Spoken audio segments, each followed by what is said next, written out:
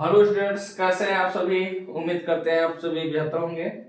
चलिए हम class 10th के एक्सरसाइज 8.4 के क्वेश्चन नंबर 5वां के पहले क्वेश्चन को सॉल्व करते हैं।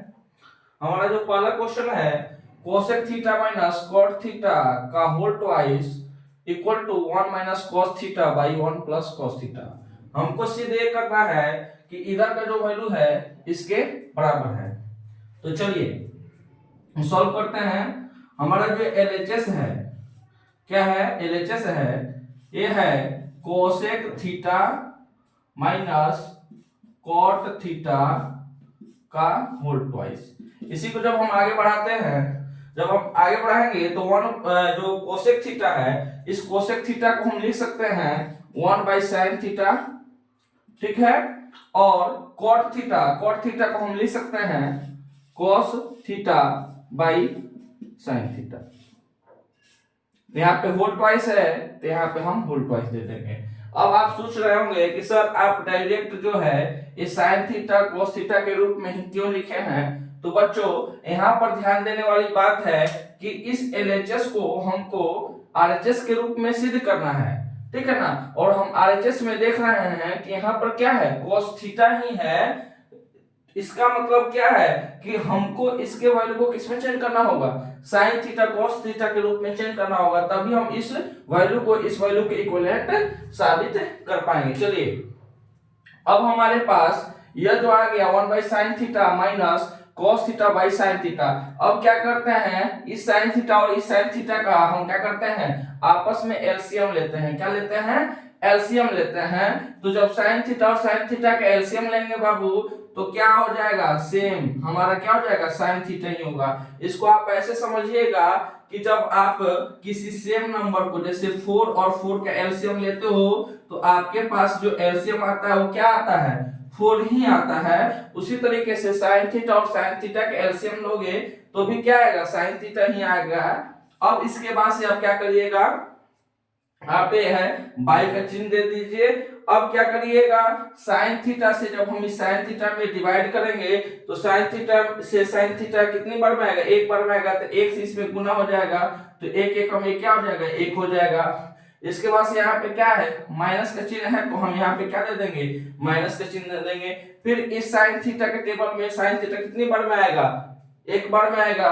तो एक से इस cos थीटा में जब गुना होगा तो आपके पास आ जाएगा cos थीटा इंटू 1 यानी cos थीटा। अब क्या है, इसको आप ब्रैकेट में करिएगा और जब ये जो होल ट्वाइस है आप यहाँ पे होल ट्वाइस दे दीजिएगा, ठीक है।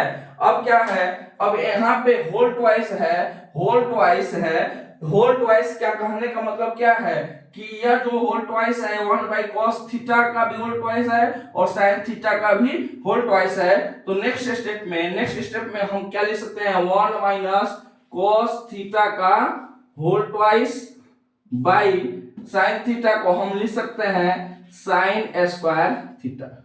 क्या लिख सकते हैं, sin स्क्वायर थीटा, ठीक है। अब चलिए बच्चों हम नेक्स्ट स्टेप में जब चलते हैं तो a1 माइनस cos थीटा का होल ट्वाइस है। तो होल ट्वाइस का मतलब ये होता है कि उस नंबर का या उस संख्या का आपस में दो बार गुना करना। तो हम इस होल ट्वाइस को हम लिख सकते हैं 1 minus cos theta into 1 minus cos theta, ठीक है। यहाँ पे नीचे लिखेंगे बाई में हम क्या लिखेंगे, साइन स्क्वायर थीटा है।